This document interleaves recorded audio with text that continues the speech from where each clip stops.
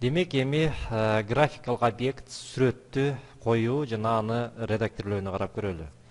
Графикалык сүрөттөрдү коюунун негизи эки ыкмасы бар. Биринчиси бул файлдан алып коюу, экинчиси болсо ошол Microsoft Office пакетиндеги стандарттык орнотулган сүрөттөр менен иштөө болуп эсептелет. Эми биринчи ыкмасын карап көрөлү. Бул сүрөттөрдү файлдан коюу. Ал үчүн ушу вставка менюсунан эле рисунок деген аспапты тандап алабыз. Вставить рисунок из файла. Демек, муну басып турган болсок, автоматтык түрдө бул аспап My рисунки деген папканы ачат, My документтин ичиндеги. Эгерде силердин сүрөтүңөр ошол жакта жайгашкан болсо, ошол жактан алып койсоңор болот. А башка жакта жайгашкан болсо, албетте мисалы жумушчу столдо жайгашкан болсо, рабочий столдо дегенди басабыз дагы, анан ошол жактан издей беребиз. Же мой компьютердин ичинде D дискинде жайгашкан болсо, диск D дегенди ачып, анан ал жактан мисалы дистер меники pictures деген бар. Ошол pictures деген папкадан мен ал сүрөтүмдү ача берсем болот экен. Мынакей. Ушул сыяктуу эле мынакей pictures деген папка жана сүрөттөрдү мен ушул жактан тандап алсам болот. А силер болсо жанагындай кылып ар кайсы жерден издеп, мына оң жагында папка деген жерден папкаларды тандап алып, ошол жерден калаган сүрөттөрдү кое берсеңер болот. Мисалы мен My документиден My рисунки деген папканын ичинен бул жакты көргөзүп коюп алайын. Демек, фоны мына бул жерден эгерде эскизы деп койсом, мында бул жердеги фондун бардыгы көрүнөт экен. Мына мисалы мен бул сүрөттү тандап алайын. Тандайым дагы вставить деген баскычты басам. Мынакей менин сүрөтүм келип түштү. Эми ушул сүрөттү кантип редакторлойбуз? Демек, бул сүрөттү редакторлоонун үчүн мынакей бул жерде ушул сүрөт келип түшкөндө эле автоматтык түрдө изменить, анын жарыктыгын, контрастын жана башка параметрлерин өзгөртсөк болот.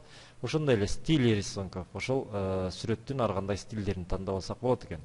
Ошолор менен иштегенди карап көрөлү. Мисалы, эң биринчи эле яркость, контраст. Мисалы, сүрөтүңөр кичине анчалык жарык ачык болбосо, же тескерисинче аябай күңүрт болсо, мына ушул жерден аны ар кандай параметрлерин өзгөртүп алсак болот экен. Мисалы үчүн, аябай күңүрт кылыш үчүн -30, же болбосо кайра жарык кылыш үчүн 30 жана башкаларды койсок болот. Ал эми бул жерден болсо контраст, анын тактыгын тандап алабыз. Мынакей, канчалык көбүрөөк койсоңор, ошончолук аныбыз так, ачык болот. Перекрасить. Муну менен башка фондук түстөргө боеп койсок болот. Мынакей, монохромдук түстөргө. Азырынча буга эле коюп талабы. Сжатие рисунков. Бул сүрөттүн ар кандай, мисалы, көлөмүн кысуу үчүн керек болуучу инструмент болуп эсептелет. Мисалы, кээ бир сүрөттөр абдан чоң көлөмдө элейт. Мына печать 220 пикселей деген бул көбүрөөк. Ал эми экран 150 пикселей на дюйм деген бул буга караганда албетте азыраак болот. Электрондук почта менен жөнөтө турган болсоңор ал катыңарды, анда албетте 96 пиксель менен эле койсоңор болот. Демек, ушул параметрлерди колдонуп биз ал сүрөттүн көлөмүн кысып алсак болот экен. Электрондук почта менен жөнөтүүдө албетте биздин сүрөттөрүбүздүн көлөмү абдан азыраак болуш керек. Ошондуктан анын сүрөтүн ушинтип кысып алсак болот экен.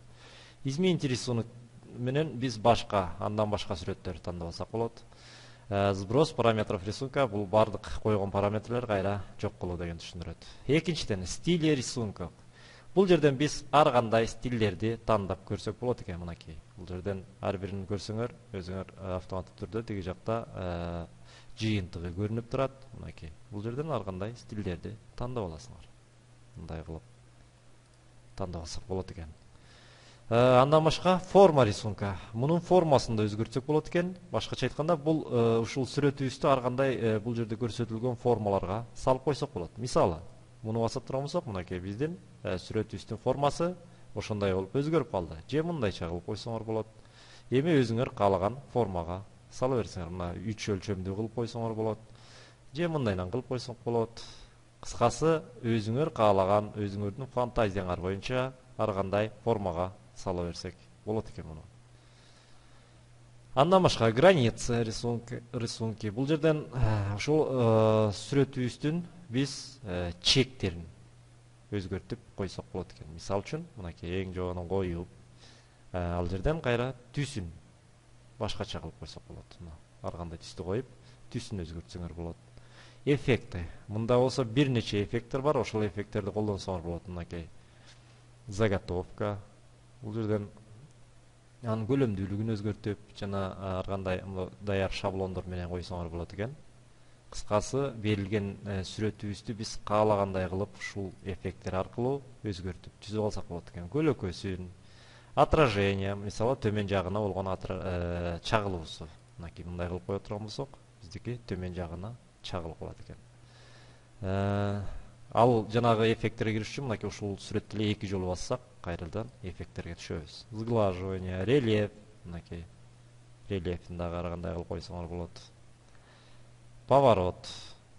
Оң жака же сол жака буруу менен ар кандай өзгөртүп түзүп алсаңар болот экен.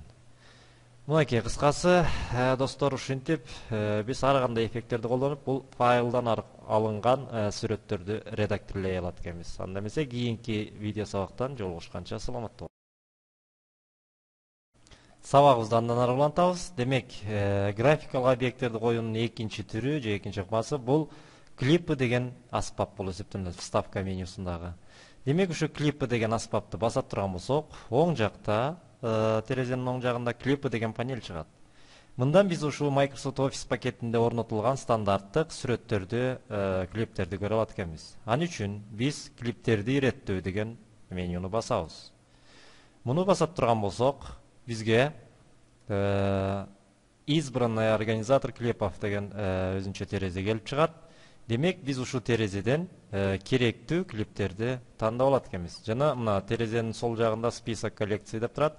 Мындан коллекция Microsoft Office дегенди тандап алабыз. Мынакей плюсту басап турган болсок, ошо Microsoft Office пакетиндеги коллекцияга кирген клиптердин тизмеси чыгат. Мынакей.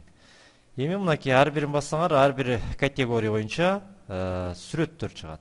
Автофигуры, бизнес, веб-элемент, времена года, географическая карта жана башка. Демек, ушунун ар бирин басуу менен биз ал ошо категорияга кирген, мисалы зима, лето, осень, времена года дегенде. Мынакей. Демек, ушул сыяктуу клиптердин же болбосо сүрөттөрдүн ар кандай көптүгүн көрө алабыз. Жана ушул жердеги сүрөттөрдү оңой эле биз документке коюп койсок болот экен. Ал үчүн оң жагындагы жебени басып, мындан копировать, анан бул жакка келип ставить. Ставить. Мынакей. Демек, сүрөт келип түштү. Эми бул сүрөткө деле жогоруда айтып кеткен видео сабактагы сүрөттөгүдөй эле, файлдагы алынган сүрөттөгүдөй эле ар кандай параметрлерди колдонуп, аны редакторлоп форматтай берсек болот экен. Ал үчүн ошо сүрөттү 2 жолу басып, мынакей ошол панелди форматтоо, сүрөттү форматтоо панелине келип түшөт экенбиз. Мына бул жерден эле жанагындай эле жарыктыгын, контрастын, жана сжатие, изменить рисунок жана башкалардын баарын өзгөртө берсек болот. Ошондой эле стилдерди колдонсок болот, ар кандай стилдерди. Мына бул сүрөткө дагы формасын ар кандай формага киргизсеңер болот. Мынакей мындайдан кылып, кыскасы өзүңөр каалаган формага киргизип, эффекттерди колдонсоңор болот. Мынакей биз жогорудагы видео сабакта көргөндөй кандай эффекттерди колдонсок, бул экинчи ыкмасында деле сүрөттү коюунун биз ошол эле эффекттерди толугу менен колдоно алат экенбиз. Ушуну менен бул видео сабак аяктады. Кийинки сабактан көрүшкөнчө саламатта калгыла. Бул сабагыбызды дагы эле ушу графикалык объекттер менен иштегенди улантабыз. Демек, азыр ушул кандайдыр бир жазууларда сүрөттөрдү коюу жана аларды ар кандай калыпка келтирүү жөнүндө карамакпыз. Мына мисалы бир кандайдыр бир китеп жазып атасыңарбы, же колдонмо жазып атасыңарбы, ал жерлерге кээ бир учурда сүрөттөрдү коюу зарылдыгы келип чыгат. Ошол учурда ал сүрөттөрдү кантип коюш керек, кантип аны калыпка келтириш керек, ошону карап көрөлү. Мисалы ушул жерге бир сүрөт коюп көрөлү. Ставка, рисунок, из файла. Бул жерден кандайдыр бир сүрөттү тандап алалы. Мисалы бизге каалагандай ушул жерден эле бир сүрөт тандап алалы, вставить дейли. Мынакей эгерде бул сүрөттү коесоңор, мынакей муну менен кармап кичирейтип алсаңар болот, кичине бурчтарынан кармап. Башаламан жайгашып калды. Башкача айтканда, мынакей ушул жерде жазууларды жана сүрөттү кантип оң жайгаштырыш керек. Бул сүрөттү жылдыра албайсыңар, мисалы оңой менен мындай. Аны оңой жылдырыш үчүн эмне кылыш керек? Ошолорду карайлы. Демек ал үчүн ошол сүрөттү бөлүп алып, бу жерде иреттөө деген панели бар. Демек ушул жерден биз мына положение деген жерден ар кандай кылып иреттеп койсок болот. Мына бурчка, ортосуна, же бул бурчка, же так ортосуна, бул жак четине, оң жак четине, сол бурчуна, ортосуна, астына жана оң бурчуна жана башка. Мындан башка, эгерде сүрөттү оңой ары бери жылдыргыбыз келсе, анда бул жерден обтекание текстом деген бар. Мынакей, бул жерде көрүнүп турат өзү. Ушул жерден койсоңор болот. В тексте, мынакей, биринчи тургандай, вокруг рамки. Эгерде мындай кылсак, анда ошол сүрөттүн ар кайсы оң жагы, сол жагы, асты, үстүнө дагы текстти кое берүүгө болот. Ошондой эле за текстом дей турган болсок, анда бул тексттин артында, фон катары болуп калат. Сквозное, кайра тескерисинче үстүнө чыгаруу, тексттин үстүнө чыгаруу. Изменить контур обтекания деп туруп да, бул жерден өзүңөр каалагандай кылып контурду бере берсеңер болот. Мындайынан кылып, анда ошо текст ошол контур боюнча гана кетет. Мынакей. Мындай кылып койсоңор болот. Эми өзүңөрдүн мисалы сүрөтүңөргө жараша ал контурду ар кандай кылып өзгөртө берсеңер болот экен. Жана дополнительные параметры разметки. Мына бул жерден дагы ошол обтекание боюнча ар кандай кылып өзгөртүп алсаңар болот экен. Анан жылдыруу үчүн мисалы ушул сүрөттү мынакей ушул жерден эле по контуру же болбосо вокруг рамки дегенди коюп, анан бул сүрөттү каалаган жерге жылдыра берсеңер болот экен. Мына ушундай жол менен биз ар кандай кылып өзгөртүп түзүп алсак болот экен. На задний план, переместить назад деп булар менен дагы ар кандай бул сүрөттүн абалын же иретин аныктасак болот экен. Ушуну менен бул сабагыбыз дагы аягына чыкты. Кийинки сабактан жолугушканча саламатта болуңуздар.